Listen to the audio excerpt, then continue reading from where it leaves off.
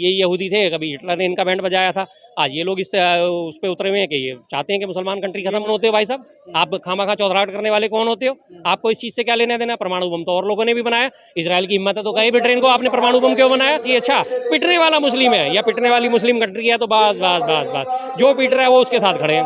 भक्त तो अपने हालत आज उनकी ये हो गई, 1 मिनट के अंदर अपना बाप बदल लेते हैं, 1 मिनट के अंदर बाप बदल लेते हैं। आज इजराइल और ईरान में अगर इजराइल भारी पड़ रहा है तो आज इजराइल उनका बाप है। अगर ईरान के अगेंस्ट में अमेरिका खुल करके अब सरेंडर करने की जैसे इनकार कर दिया खामनेई ने, तो अब जी। अगर खुल करके समर्थन देता है इजराइल का, तो क्या ये तबाही का भारत पे भी असर डालेगी और तमाम जगहों पर भी जी, असर जी। डालेगी? क्योंकि ये रिएक्टर पर हमला एक तरीके से कर रहा है और वो भी कहीं ना कहीं इसका जवाब दे रहा है। इस तरह से धीरे धीरे कहीं ना कहीं तृतीय विश्व युद्ध की आहट हमको नजर आ रही है। आप कैसे देखते हैं इसको, या भारत का क्या पक्ष होना चाहिए और क्या मोदी जी का क्या रवैया है? देखिए जी, मोदी जी का तो कोई रवैया है ही नहीं। मोदी जी की तो विदेश नीति कूटनीति बिल्कुल द्वारा तेल आयात होता है, ईरान से तेल आयात होगा तो ईरान जाहिर सी बात है रूट हमारा डिस्टर्ब होगा, रूट डिस्टर्ब होगा तो हमारे में महंगाई का हमें भी सामना करना पड़ेगा। और ये प्रचारित कराया गया था पापा ने वार रुकवा दी, क्या वो वार रुकी थी? ये उनके मोदी जी की और ट्रंप साहब की 35 मिनट बात हुई है। नमस्कार, आप देख रहे हैं फोरम 4, मैं हूं प्रभात।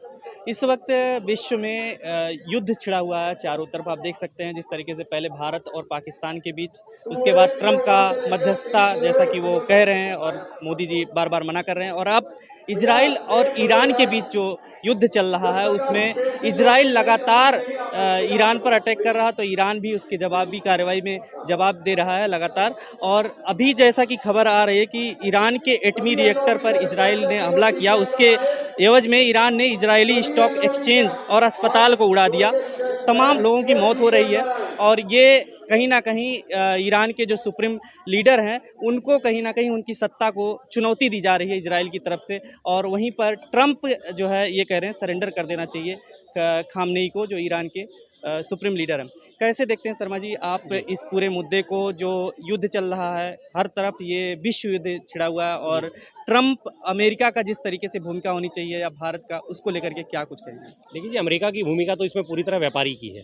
अमेरिका की शुरू से ही नीति रही है, व्यापार नीति रही है उसकी।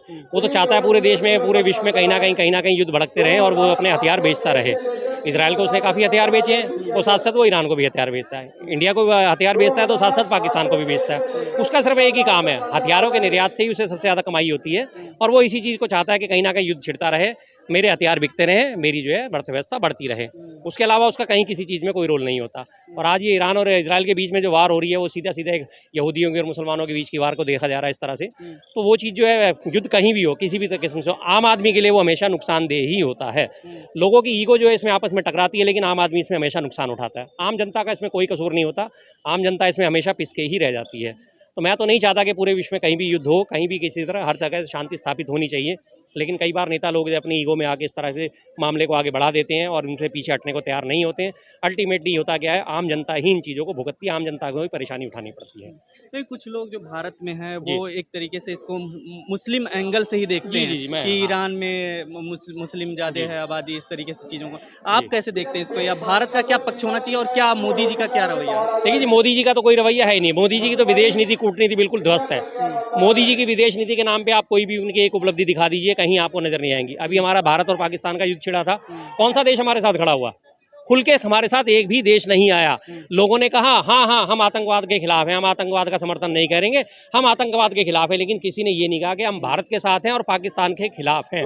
एक भी देश की अगर ऐसी स्टेटमेंट आए तो मैं जानता हूँ कि इस बात को कि हाँ मैं गलत कह रहा हूँ। एक भी देश ने क्या ये स्टेटमेंट दी कि हम पाकिस्तान के खिलाफ हैं और भारत के साथ खड़े हैं?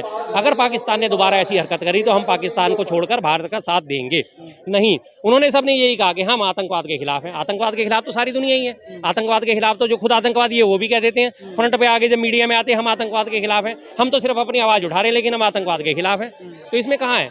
तो रही बात उनकी मोदी जी की कूटनीति की, और हमारे देश के जो लोग हैं, जो खासतौर से भाजपाई लोग हैं, उनकी सिर्फ एक ही चीज़ में इंटरेस्ट है।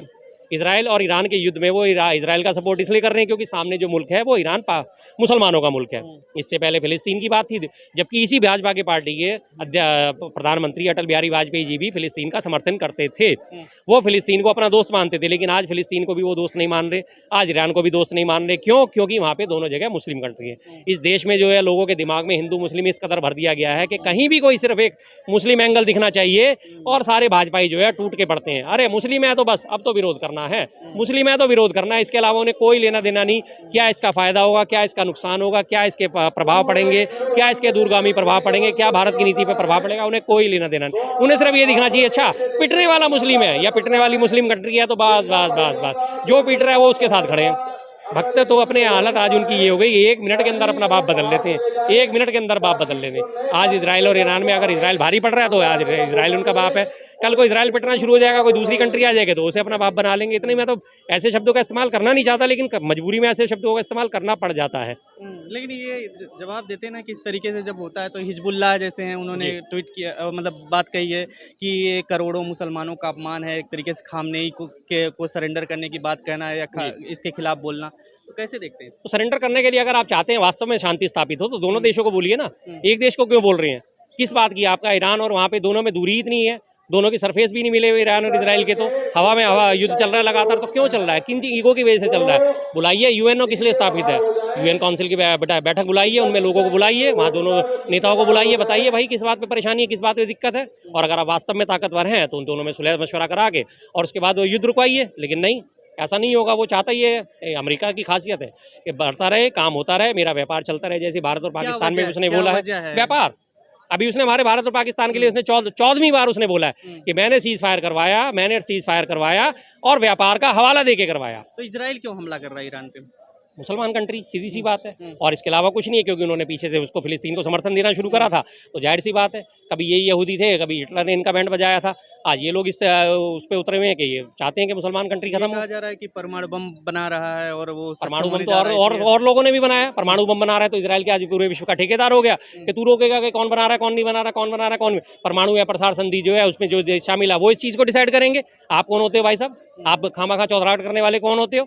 आपको इस चीज़ से क्या लेना देना? परमाणु बम तो और लोगों ने भी बनाया। इजराइल की हिम्मत है तो कहे ब्रिटेन को आपने परमाणु बम क्यों बनाया? इजराइल की हिम्मत है तो बोले रशिया को, इजराइल की हिम्मत है तो बोले अमेरिका को, इजराइल की हिम्मत है तो बोले भारत को कि आपने परमाणु बम क्यों बनाया? इजराइल की हिम्मत है तो बोले पाकिस्तान को आप परमाणु शक्ति संपन्न देश कैसे हैं? जर्मनी को बोले, जापान को बोले, तमाम सारे देश बड़े बड़े शक्तियां परमाणु संपन्न है ना, क्यों नहीं बोल पाता? उनको नहीं बोल पाता। युद्ध कहाँ रुकेगा? क्योंकि वो कह रहे हैं कि खामनेई को मारना चाहता है इजराइल, और इजराइल कह रहा है कि वो ट्रम्प को मारना चाहते हैं, तो इस तरीके की बातें चल रही है। ट्रम्प जी का तो सीधा सीधा हवाला लिया जा रहा है ताकि बैकिंग हासिल हो सके, सीधी सी बात है। कभी भी अगर कोई जैसे मोहल्ले में किसी की बात होती है, किसी की छोटी मोटी लड़ाई झगड़ा हो जाता है, तो वो किसी का अपना साथ लेना चाहता है कि मेरे साथ ये व्यक्ति खड़ा हो जाए, भाई साहब ये इसको बुरा कह रहा था, ये इसको बुरा कह रहा था, मैं इसलिए इससे लड़ रहा हूँ ताकि 4 लोगों का समर्थन हासिल हो सके। सीधी सी बात है, ये बड़ी पुरानी टैक्टिक है, ये तो बड़ी पुरानी तकनीक है इस तरह से समर्थन हासिल करने की, वरना इसमें कोई ऐसा वो नहीं है। खामा खा की लड़ाई है, खामा खा। मैं तो चाहता हूँ युद्धबंदी हो किसी भी तरह से लोगों के, क्योंकि आम जनमानस जो है वो ही इसमें पिसता है। तो आप ना नेताओं का कुछ होने वाला, उनके लिए बंकर तैयार है, उनके लिए हवाई जहाज तैयार है, उनको पूरी सुरक्षा मिली हुई है, उनमें किसी का कुछ नहीं जाने वाला। जाएगा कौन? आम आदमी। न्यूक्लियर साइट पर हमला किया है तो ईरान ने भी जवाब दिया है और उसके स्टॉक एक्सचेंज पे और तेल अवीव की बिल्डिंग पर हमला किया है, मिसाइलें दाग रहा है लगातार। तो क्या कौन भारी पड़ रहा है? क्या लग रहा है इसमें क्या हो रहा है? देखिए जी, कोई भी भारी पड़े, अल्टीमेटली ये जो चीज़ें मानवता पर भारी पड़ रही हैं।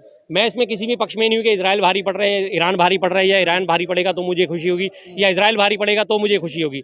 मैं इस चीज़ को, जो भारीपन को देखता हूँ, मैं मानवता पे हमले के तौर पे देखता हूँ इसको। ये सारे इनके कृत्य जो हैं ये मानवता पे भारी पड़ रहे हैं। आज अगर आपने स्टॉक एक्सचेंज उड़ा दिया, आपने वाहवाही लूट ली, तो कल ये देखिए ना कि वहाँ की जो है अर्थव्यवस्था किस तरह से ढहेगी। अल्टीमेटली नुकसान किसे होगा? महंगाई बढ़ेगी तो जाहिर सी बात है आम जनता का नुकसान होगा, मानवता का नुकसान होगा। और ईरान पे अगर ज़्यादा हमले बढ़ते चले तो ईरान से हमारा तेल आयात होता है, ईरान से तेल आयात होगा तो ईरान, जाहिर सी बात है रूट हमारा डिस्टर्ब होगा, रूट डिस्टर्ब होगा तो हमारे में महंगाई का हमें भी सामना करना पड़ेगा। आज जो लोग उछल के जश्न मना रहे हैं ईरान डूब रहा है, ईरान डूब रहा है, ईरान डूबेगा, तो भाई साहब हमारा भी तेल जो है 100 रुपये से 150 रुपये पहुँच जाएगा। इस चीज़ को भी तो सोचिए, इसकी तह में तो जाके देखिए। हमारे पास भी ईरान से, जो ओपेक कंट्रीज हैं वहाँ से बहुत बड़ा तेल का हिस्सा आता है। ऐसा नहीं है कि हम सिर्फ रशिया से ही तेल मंगाते हैं, गल्फ कंट्रीज हैं वहाँ से भी तेल आता है। और जब ये रूट डिस्टर्ब होगा तो जाहिर सी बात है सिंधु चला करके वहाँ से छात्रों को निकाला जा रहा है ईरान से। ये क्या लग रहा है कि अब बहुत बड़े लेवल पर जा सकता है? ईरान में काफ़ी तबाही मच चुकी है। और ऑपरेशन सिंदूर की जो बात करी थी, ऑपरेशन सिंदूर का तो नाम दिया जा रहा था। अब वहाँ से निकालने के लिए अभी आपने दूसरी एक उनकी वो भी पड़ी होगी कि आप अपनी अपनी जिम्मेदारी पे तेहरान पे रहें, कहीं भी कुछ भी हो सकता है, आप जहाँ सुरक्षित महसूस करें वहाँ जाएं। ये भी बोला गया साथ साथ। निकालना तो दूर की बात है, पहले उन्हें एडवाइजरी जारी करे, भैया तुम्हारी जान है तुम जानो, हमें इससे कोई लेना देना नहीं है। लेकिन दिखावे के तौर पे कोई 10, 20, 50 बच्चों को वहाँ से रेस्क्यू कर लिया जाएगा और तमाम देश में उसके ढोल पीट दिए जाएंगे, हमने बचाया, हम बचा के लाए। देखिए मोदी जी के सफल नेतृत्व का कमाल, ईरान से 100 बच्चों को बचा के लेके आए। हाँ बस यही, उसके बाद ढोल पीटते जाएंगे पूरे जनसभा में, पूरे देश में, जैसे भी ऑपरेशन सिंदूर के ढोल पीटे जा रहे हैं। ऑपरेशन सिंदूर के लिए भी ना। मोदी ने अभी कहा है जी। कि युद्ध नहीं विकल्प है, एक जिस तरीके से बयान दिया है इन सब चीज़ों को लेकर के, तो क्या लगता है कि अब युद्ध रुकेगा? क्योंकि मोदी भी फ़ोन करके वो युद्ध रुकवाते हैं, ट्रम्प भी फ़ोन करके युद्ध रुकवाते हैं। आप यकीन करते हैं मोदी जी के फ़ोन कॉल पे युद्ध रुक गया होगा? और वो भी रूस और यूक्रेन का युद्ध। उन्होंने बार-बार ये प्रचारित करा गया था, पापा ने वार रुकवा दी। क्या वो वार रुकी थी? क्या मोदी जी ने फ़ोन करा था? क्या उनकी बात मानी गई थी? अरे भाई इतने ताकतवर हो तो एक मणिपुर में भी संघर्ष चल रहा है कुकी और मैतेई समुदाय के बीच में, उसे ही रुकवा लो। आप उसे रुकवा दीजिए, हम मान लेंगे कि हाँ जी आपका विश्व जो है आपको जो मानता है। अभी देखिए आपने G7 में क्या हालत हुई है मोदी जी की। पहले दिन तो उन्हें किसी मंच पे ही नहीं आने दिया गया, दूसरे दिन उन्हें मंच पे उपस्थिति भी दी गई है तो पीछे सेकंड लाइन में खड़ा कर दिया गया। इससे पहले उन्हें इन्विटेशन ही नहीं मिल रहा था G7 का, इन्विटेशन ही नहीं मिल रहा था। जब तमाम विपक्ष ने बातें उठाई तो सारा इनका सत्ता पक्ष क्या कह रहा था, अरे क्या होता है G7 में नहीं जाएंगे, क्या हैसियत है G7 की, क्या होता है G7, हमारे बिना G7 कर लेंगे तो कर ले, हम कौन सी उसकी G7 की परवाह करते हैं। इन्विटेशन फिर लास्ट एंड फाइनल अंदर खाने से बातचीत चल रही थी कि हाँ G7 में जो है बुलाया जाए। अब बुला लिया तो वही देखा मोदी जी की ताकत, मोदी जी के बिना G7 नहीं हो सकता। मोदी जी को बुलाया गया, इन्विटेशन दिया गया। अरे ऐसा कैसा इन्विटेशन यार, कैसी इन्विटेशन, जबरदस्ती के बुलाया के मेहमान, भाई मुझे भी बुला अपने फंक्शन में, भाई मुझे भी बुला अपने फंक्शन में, मुझे भी बुला अपने फंक्शन में। खामा खा की बस मीडिया द्वारा ढोल पीटा जाता है और इसके अलावा सच्चाई में ग्राउंड रिपोर्ट पे कुछ नहीं है। एक तरफ तो ट्रम्प से बातचीत हो रही है फोन पे और एक तरफ उधर मुनीर से मिल रहे हैं, तो उसके बाद वो वहाँ पे नोबेल पुरस्कार की बात कर रहे हैं ट्रम्प के लिए। जी। अब आप इसी बात को जो सबसे बड़े कि आपने जो बात करी कि उनके मोदी जी की और ट्रम्प साहब की 35 मिनट बात हुई है और उन्होंने उसमें बोला कि नहीं आपने जो कहा आप झूठे हो, या जिस तरह की बातें लगातार मीडिया द्वारा प्रचारित करी जा रही हैं, आप ये आगे प्रेस कॉन्फ्रेंस में क्यों नहीं बताते साहब? प्रेस कॉन्फ्रेंस करिए, सारे प्रेस वालों को बुलाइए और एक बार जाके घोषित करिए कि हमने ट्रंप की बात नहीं मानी और ट्रंप साहब झूठ बोल रहे हैं। मोदी जी खुल के कहिए ना एक बार, वास्तव में आप विश्वगुरु हैं, वास्तव में आप में हिम्मत है तो एक बार खुल के बोलिए, जनता के सामने बोलिए, प्रेस के सामने बोलिए, राइटर को बुलाइए, ANI को बुलाइए, तमाम इंटरनेशनल मीडिया एजेंसियां उन्हें बुलाइए और उनके सामने बोलिए कि हाँ ट्रंप साहब झूठ बोल रहे हैं। आप में हिम्मत है, एक बार बोल के दिखा दीजिए, हम भी मान जाएंगे। हम कभी इस बारे में बात नहीं, पाकिस्तान बोल दिया है ट्रंप ने, बिल्कुल बोलेंगे वो सब, वो देख चुके हैं। यहाँ पे हमारे जो नेता साहब हैं वो सिर्फ एक हवा का गुब्बारा है और इसके अलावा कुछ नहीं है। तमाम देश आज, मैं बताऊँ आपको सच्ची बात, आज पूरा विश्व जो है इस बात को जानता है कि हमारे जो मोदी जी हैं आत्ममुग्ध प्रधानमंत्री हैं। मोदी जी से कोई भी काम कराना हो, मोदी जी की तारीफ कर दो और मोदी जी से फौरन काम करा लो। अमेरिका ने इससे थोड़े दिन पहले, आपको याद है ना, तारीफ करी थी मोदी जी, ये टफ नेगोशिएटर, मोदी जी बहुत टफ नेगोशिएटर हैं, ठीक है। ओ वाह वाह वाह वाह वाह वाह वाह, चारों तरफ वाह वाह वाह वाह वाह, मोदी जी को टफ नेगोशिएटर बोला, मोदी जी फूल के कुप्पा। उसके बाद फौरन ही अमेरिका ने अपने 1.3 अरब डॉलर के ड्रोन भारत को भेज दिए। हो गए मोदी जी ने टफ नेगोशिएटर। जैसी उसने तारीफ करी और फौरन अपना काम निकलवा लिया। तमाम देश आज इस बात को जानते हैं, मोदी जी की हवा भर दो और मोदी जी फूल के कुप्पा हो जाएंगे। उसके बाद जैसा मर्जी आप उल्टा सीधा जैसा मर्जी काम करा लो, जो आपको बेचना है वो बेच दो, जो आपने करना है वो कर लो, जो अपनी शर्तों पे टैरिफ लगाने हैं वो लगा लो। आपने देखा भारत देश पे कैसे टैरिफ लगाने की बात करी थी, मोदी जी ने कोई नहीं बात अपोज नहीं हुए। उसके बाद वो 90 दिन के लिए जो टैरिफ सस्पेंड कर दिए गए, तो 90 दिन का सस्पेंशन का भी जश्न मनाना शुरू कर दिया। देखा मोदी जी की तारीफ, मोदी जी की ताकत देखी, टैरिफ सस्पेंड हो गए हैं। यही हाल तमाम देशों का है। चाइना की बात करें, चाइना जो है 2019 में गलवान घाटी में हमारे 19 सैनिक शहीद हुए थे, चीनी सैनिक हमारे मार के गए, लेकिन मोदी जी ने तारीफ के चक्कर में अपना साफ साफ कह दिया, ना कोई आया ना कोई घुसा है।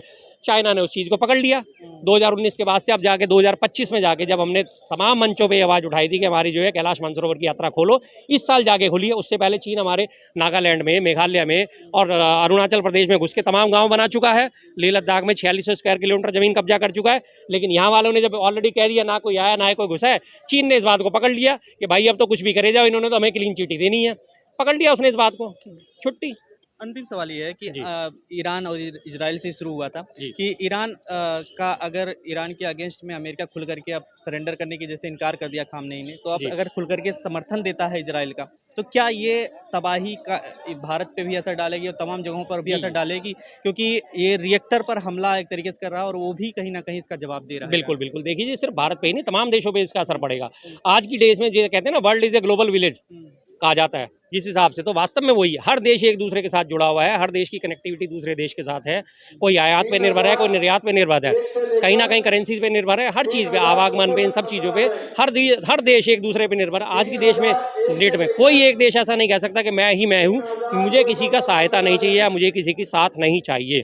तो इस तरह से अगर ये तनाव बढ़ता चला जाएगा तो तमाम विश्व के लिए हानिकारक साबित होगा। मिडिल ईस्ट में अभी ये चल रहा है युद्ध, क्या पूरे विश्व में इस तरीके का माहौल बनते हुए नजर बिल्कुल आ रहा है? बिल्कुल बनता हुआ नजर आ रहा है। इस तरह से धीरे धीरे कहीं ना कहीं तृतीय विश्व युद्ध की आहट हमको नजर आ रही है, लेकिन ऐसा होना नहीं चाहिए। मानवता का बहुत बड़ा संहार होगा, आम आदमी बहुत ज़्यादा इसका नुकसान उठाएंगे। ठीक है, बहुत बहुत शुक्रिया सर। तो आपने सुना किस तरीके से ईरान और इजराइल के युद्ध में मानवता का नुकसान हो रहा है, और जैसा कि शर्मा जी ने कहा कि आपका क्या राय है इस ईरान और इजराइल के युद्ध को लेकर के, जरूर कमेंट करके बताइएगा। देखते रहिए फोरम 4। नमस्कार। खबरों में बने रहने के लिए फोरम 4 को सब्सक्राइब करें और नोटिफिकेशन पाने के लिए बेल आइकन दबाएं।